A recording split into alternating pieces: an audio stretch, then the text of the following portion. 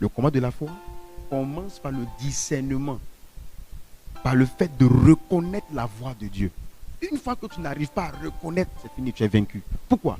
Parce que on ne combat pas pour la victoire, mais on combat dans la victoire.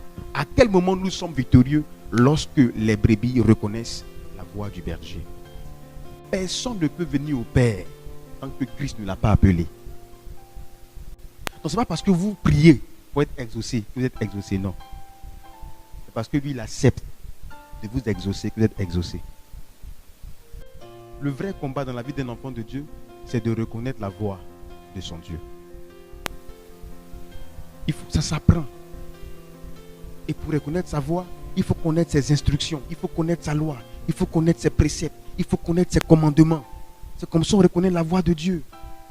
Quelqu'un ne viendra pas te dire non, avec Dieu, on peut avoir 2 femmes, on peut tromper sa femme, on peut faire des sacrifices. Non, ça ce n'est plus la voix de Dieu.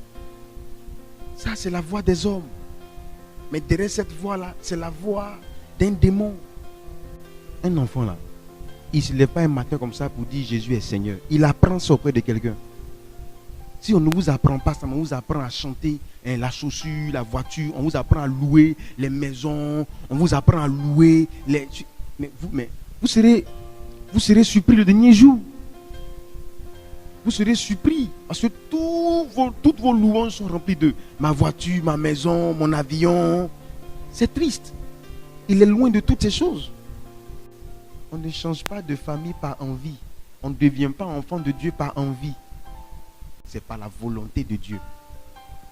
Ce n'est ni par le sang, ni par la chair, ni par la volonté de l'homme, mais par la volonté de Dieu. C'est ce que la Bible appelle la conviction du Saint-Esprit. Ça veut dire quoi? Ce n'est pas parce que tu as envie, mais c'est parce que le Saint-Esprit t'a convaincu de pécher.